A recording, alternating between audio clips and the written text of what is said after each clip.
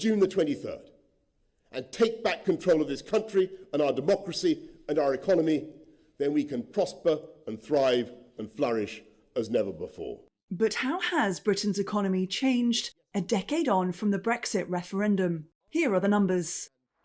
Most economists agree that Brexit has damaged the UK economy, though separating its impact from that of the COVID-19 pandemic is difficult. The National Bureau of Economic Research, a US think tank, says Brexit reduced UK GDP by 6 to 8% by 2025. Economists who supported Brexit, however, challenged those estimates, saying the methodology exaggerates Brexit's impact. Nevertheless, Britain ranks second bottom among the group of 7 advanced economies for per capita economic growth.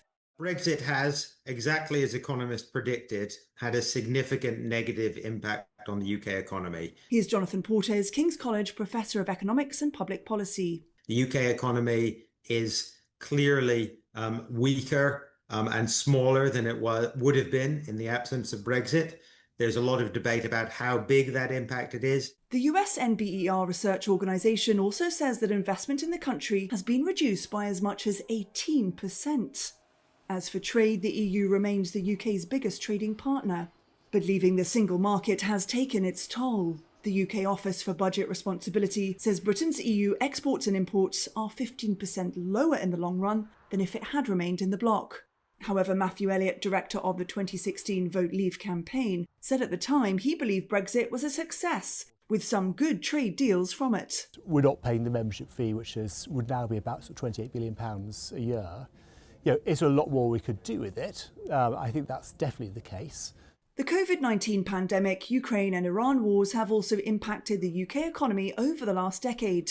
Michel Barnier was the chief negotiator for the EU in Brexit talks. I don't think it would be fair to say that all the current difficulties in the UK, the growth, unemployment, migration, are the consequences of the Brexit. I don't think so.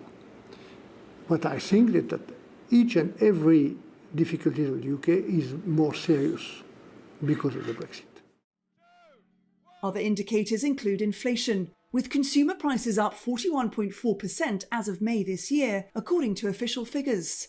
And the value of the sterling some 10% weaker against the dollar and euro compared to where it was before the 2016 vote. Some Brexit supporters, however, maintain that Britain's independence from the EU will give it flexibility in the long run, and argue the worst-case predictions for the economic fallout did not materialise.